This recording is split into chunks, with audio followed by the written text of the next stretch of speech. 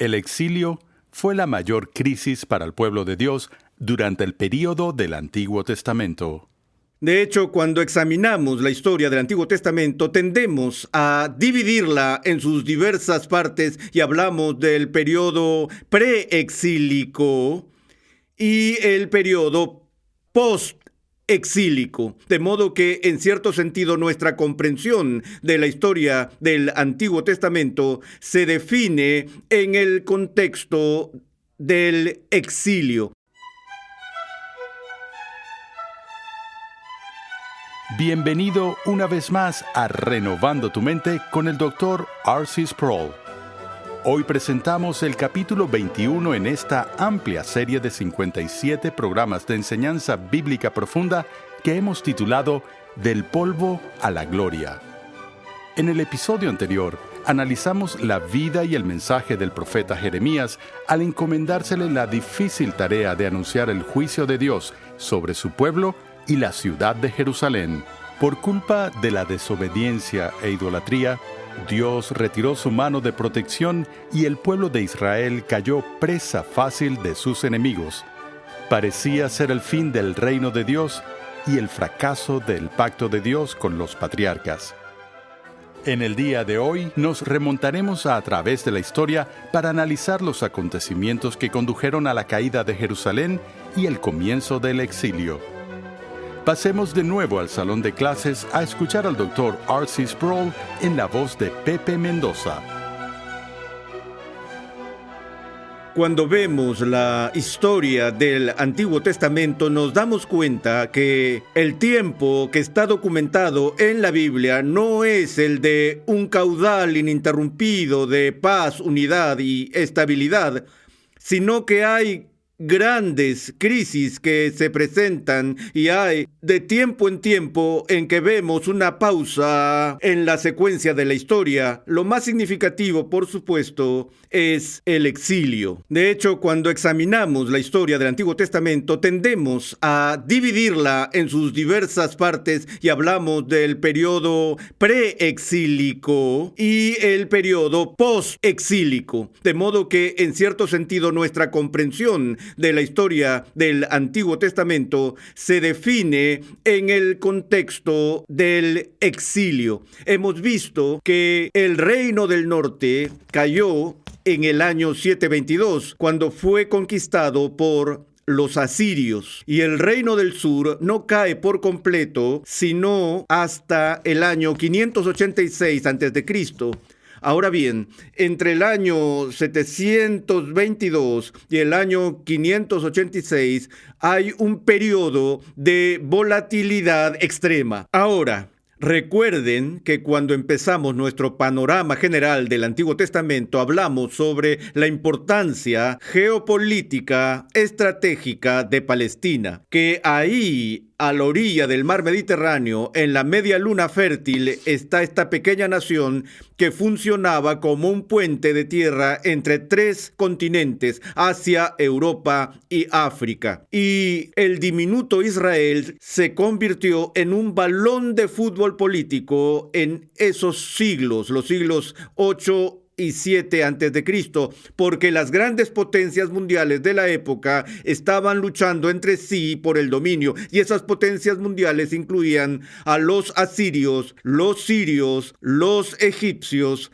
más tarde a los babilonios y más tarde aún a los persas. Entonces tenemos todas estas naciones que compiten entre sí por el dominio del mundo, y justo en medio de ellos está esta pequeña tierra de Palestina. Después de que el reino del norte cae, dejando solo a Judá por sí misma, ahora Judá queda expuesta al poder de Asiria, porque la zona de contención del reino del norte de Israel había sido conquistada y ahora las fronteras del dominio asirio vienen directamente contra Judá. No solo eso, sino que en el mismo periodo los asirios conquistan a los sirios, por lo que Judá no podía ver a los sirios como sus aliados. Y ya para el año 705, Sennacherib de Asiria, se embarcó en una marcha para conquistar las ciudades de Judá. Y él, de hecho, conquistó muchas de las ciudades y pueblos de Judá y puso sitio a Jerusalén. Esto fue en el 705, lo que es un tiempo muy corto después de la caída del Reino del Norte. Podríamos decir que si no fuera por la gracia de Dios, en la providencia de la intervención de Dios, el reino del sur habría caído rápidamente justo después de la caída del reino del norte, porque el pueblo judío en sí mismo y por ellos mismos no tenían el poder militar para resistir la invasión de las fuerzas de Sennacherib. Y es como si Sennacherib se estuviera adelantando a la invasión posterior de los romanos que culminó con la destrucción de Jerusalén el 70 después de Cristo. Cuando pienso lo que sucedió en el 586, cuando Jerusalén cayó, me refiero a eso, los historiadores no lo hacen, pero me refiero a eso como el primer holocausto, la destrucción de la ciudad judía de Jerusalén. Yo llamaría el segundo holocausto a la destrucción de Jerusalén en el año 70 después de Cristo. Pero Dios intervino y bajo el rey Ezequías, Jerusalén no cayó ante las fuerzas de Sennacherib y el rey Ezequías introdujo reformas espirituales a la nación. Como ya he dicho, este periodo fue un periodo volátil. Israel era como un sub y baja en esta época. Más de una reforma importante se llevaría a cabo en el pueblo entre el 722 y el 586. Pero estas reformas o avivamientos o despertares cuando Dios visitó a su pueblo fueron en cada caso de corta duración. No duraron y las personas volvieron una y otra vez a la clase de impiedad que provocó el juicio de Dios sobre ellos en primer lugar. Por ejemplo, cuando vemos al rey Ezequías, él introduce una reforma y hay esta renovación espiritual, pero al mismo tiempo hizo un pacto con el rey de Babilonia, de modo que Babilonia estuviera comprometida a la defensa de Judea o los judíos, Judá, contra la amenaza de la invasión de los asirios. Otra vez, si lees el libro de Segunda de Reyes y Crónicas, verás cuán tenuemente Dios vio estas actividades, porque lo que ocurrió es, en primer lugar, que Dios rescata a su pueblo cuando lo buscaba, pero ni bien lo rescata, ellos corren a hacer tratados y alianzas militares. Tenían su OTAN, UNESCO y todas estas distintas alianzas con las naciones paganas. Y en vez de confiar en Dios, trataron de crear vínculos con sus vecinos paganos con el fin de garantizar su propia seguridad. Y los profetas Jeremías, Isaías y los otros que profetizaron en esos días hablaron la palabra del Señor de su juicio y condena por poner su confianza en el poder de las alianzas militares y políticas. Entonces la reforma de Ezequías no duró mucho tiempo y le sucedió su hijo Manasés, quien fue durante su reinado uno de los reyes más malvados en el reino del sur. No solo erigió imágenes paganas en todos los pueblos y zonas de Judá, sino que tuvo la audacia de poner una imagen pagana en el mismo templo de Jerusalén. Ahora, un comentario interesante sobre Manasés es que en su vejez, este malvado rey fue movido al arrepentimiento. Eso es algo que no suele verse entre los reyes del reino dividido. Pero su hijo Amón, que llegó al poder después de que Manasés murió, fue tan malvado como su padre había sido antes de su arrepentimiento y no duró mucho tiempo antes de que fuera asesinado. Luego, en el 637, mientras seguimos con la cuenta regresiva hasta llegar al 586, Josías llega al trono. El reinado de Josías sobre Judá está marcado por el más grande periodo de reforma que llegó a la tierra en todo el tiempo del reino dividido. Y quisiera leer una porción de Segunda de Reyes que nos dice un poco sobre el reinado de Josías.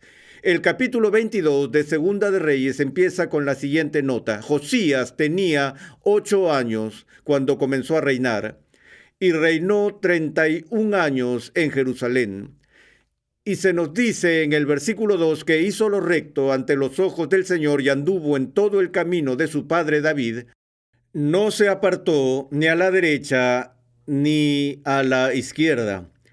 Y sucedió que en el año 18 del rey Josías, el rey envió al escriba Safán, hijo de Azalía, de Mesulam, a la casa del Señor, diciendo: ve al sumo sacerdote Hilcías, el sumo sacerdote, para que cuente el dinero traído a la casa del Señor, que los guardianes del umbral han recogido del pueblo, y que lo pongan en manos de los obreros encargados de supervisar la casa del Señor, y que ellos lo den a los obreros que están asignados en la casa del Señor para reparar los daños de la casa.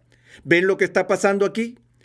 Que el templo había sido dañado por el asedio y la guerra que soportaron anteriormente, así que ahora bajo el reinado de Josías se da este esfuerzo para reconstruir y restaurar el templo. Y mientras los trabajadores se dedican a su tarea, encuentran un rollo pequeño, el cual no está identificado en la Biblia, pero la mayoría de los historiadores y estudiosos creen que era un rollo olvidado del libro de Deuteronomio.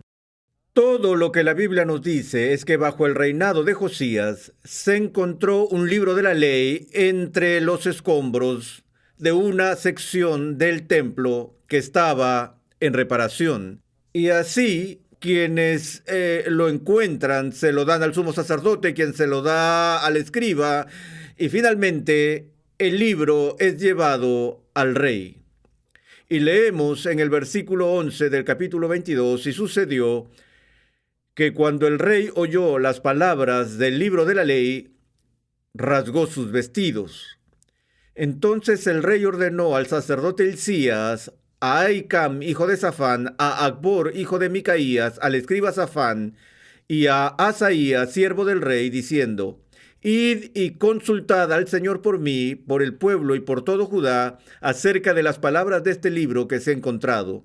Porque grande es la ira del Señor que se ha encendido contra nosotros, por cuanto nuestros padres no han escuchado las palabras de este libro, haciendo conforme a todo lo que está escrito de nosotros. Ahora Josías se siente tan conmovido al leer otra vez los términos del antiguo pacto, que presenta la palabra de Dios y la ley de nuevo a la vista del pueblo. Y el elemento principal de la reforma que él instituye según la instrucción del libro de la ley tiene que ver con la adoración. Esto nos puede parecer extraño hoy en día, pero como vemos en el Antiguo Testamento, desde los días de Abraham hasta la entrega de la ley a Moisés y durante toda la crónica que hemos visto hasta ahora, que Dios es celoso y celosamente preocupado por la pureza de la adoración, y que el paganismo que corrompió al pueblo de Dios en el Antiguo Testamento siempre empezó con corrupción en la adoración. Ahora vemos la invasión de la moral y valores seculares en la iglesia y la influencia del llamado secularismo en la moralidad de los creyentes cristianos en nuestros días.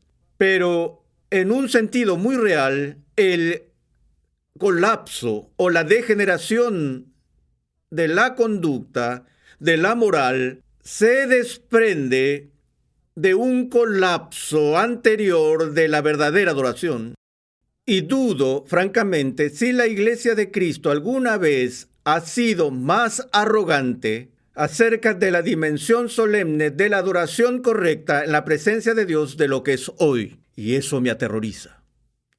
Porque el patrón de la historia bíblica, una y otra vez, es que cuando la gente juega con la forma en que se comportan en la presencia de Dios, en su adoración, en su reverencia y en la ofrenda de los sacrificios de alabanza, es que la iglesia se hace añicos. Y ahora la renovación de la fe empieza aquí con una renovación de la adoración. Pero lamentablemente incluso esta gran reforma bajo Josías es de corta duración y solo representa una especie de retraso, le da un poco de tiempo al pueblo. Ahora hay algunas otras fechas aquí que quiero ver a fin de que aprendamos algunas cosas. En el año 637, como ya he dicho, Josías llega al trono. En el 608 se lleva a cabo una batalla que se llama la batalla de Megido. Algunas personas han visto esto como algo que precede a la batalla de Armagedón, debido a la similitud de los nombres. La batalla de Megido se refiere a una batalla que tuvo lugar en un paso de extrema importancia militar de manera estratégica. Y muchos enfrentamientos importantes se han librado en esa zona, en lo que incluso es el Megido actual. Pero allí, en el 608, hay una batalla en la que Josías se levanta contra el rey egipcio Necao, o el faraón Necao, donde resultó muerto Josías. Echemos un vistazo al registro de esto.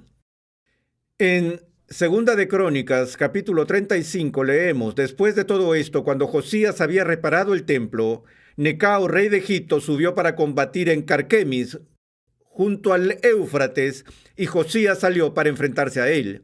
Pero él le envió mensajeros diciendo: ¿qué tenemos que ver el uno con el otro, oh rey de Judá? No vengo hoy contra ti, sino contra la casa con la que estoy en guerra, y Dios me ha ordenado que me apresure. Por tu propio bien, deja de oponerte a Dios que está conmigo para que él no te destruya.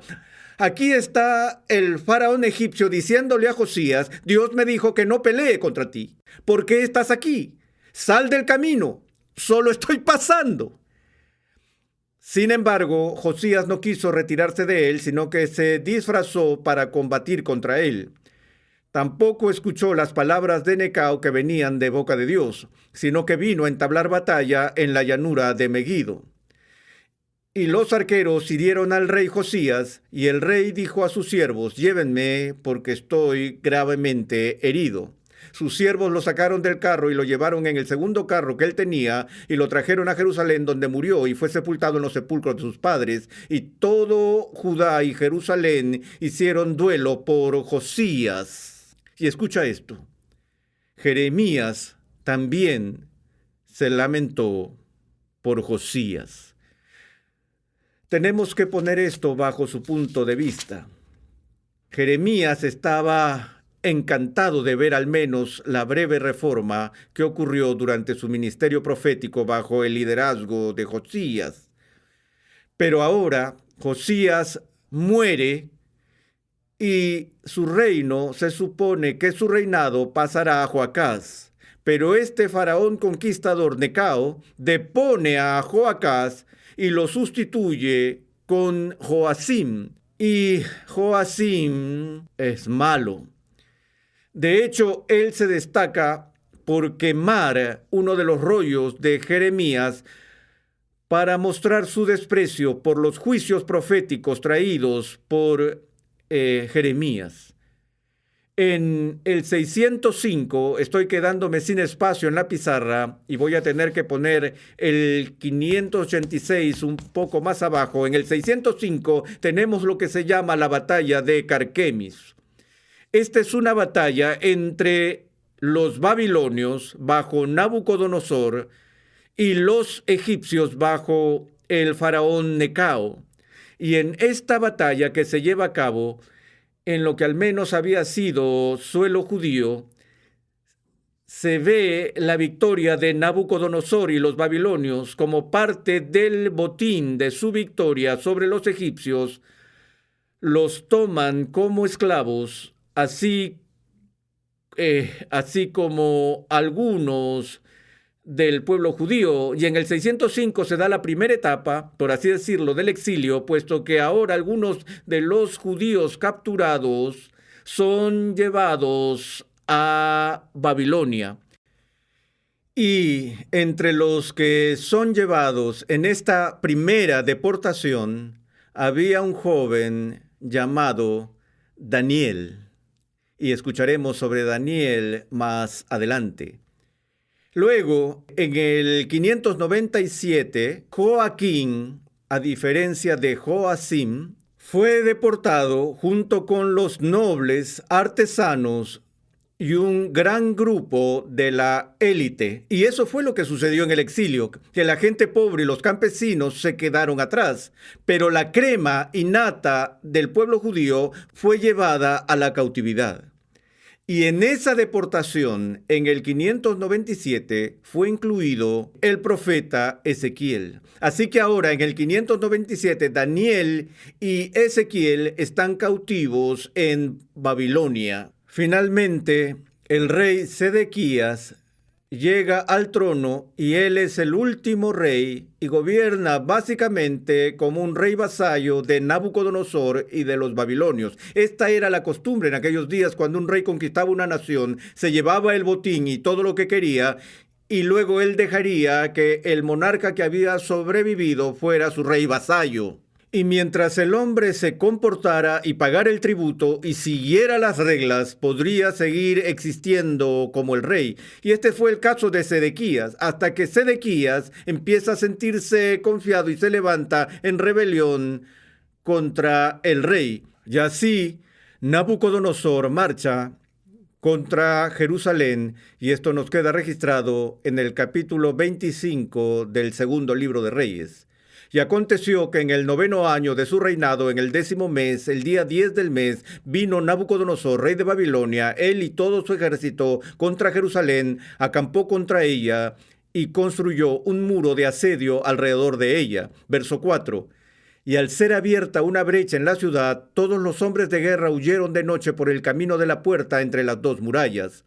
Y luego el rey se fue por el camino del Arabá, pero el ejército de los caldeos persiguió al rey y lo alcanzó en los llanos de Jericó.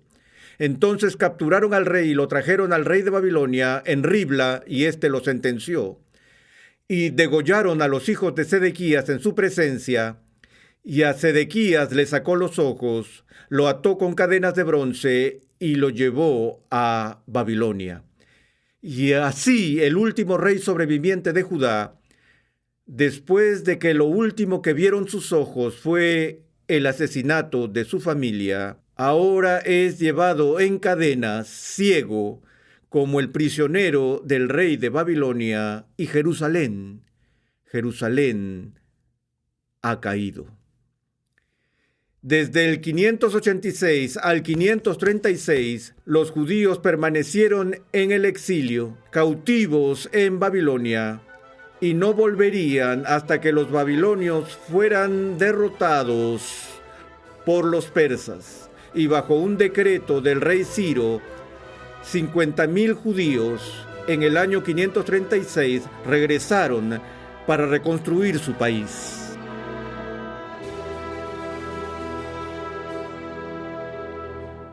Hoy vimos cómo en los años anteriores al exilio, múltiples reformas y períodos de renovación espiritual ocurrieron en Judá, seguidos de un colapso espiritual y de una recaída.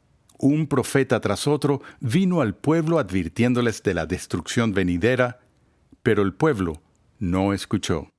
Ezequiel fue uno de los profetas más significativos en la historia de Israel. Dios lo llamó a profetizar mientras su pueblo languidecía en derrota y apatía en Babilonia. Mientras los exiliados luchaban con la pregunta de si Dios los había abandonado o no, Ezequiel proclamó un mensaje de restauración. En nuestro siguiente episodio, el Dr. R.C. Sproul examinará la singularidad y el poder del profeta Ezequiel. Renovando tu Mente es una producción de los Ministerios Ligonier, la confraternidad de enseñanza del Dr. R.C. Sproul. Nuestra misión, pasión y propósito es ayudar a las personas a crecer en su conocimiento de Dios y su santidad. Dios llama a su pueblo a ser transformado por la renovación de su mente. Es por esta razón que transmitimos una enseñanza que expone las glorias de Dios reveladas en la Biblia en el contexto de la cultura, la filosofía, la apologética, la ética y la historia de la Iglesia. Para contactarnos, por favor, envíanos un correo electrónico a programa@renovandotumente.org con tus preguntas, testimonios y comentarios. También te invitamos a visitar nuestra página web renovandotumente.org, donde podrás descargar gratuitamente la guía de estudio de la serie de hoy y además encontrarás una amplia variedad de recursos, tales como clases, artículos y contenido multimedia, con la finalidad de cumplir con nuestra misión de proclamar, enseñar y defender la santidad de Dios en toda su plenitud a tantas personas como sea posible. Te invitamos a sintonizarnos nuevamente en esta misma emisora y en este mismo horario y a unirte a nuestra comunidad virtual en las redes sociales.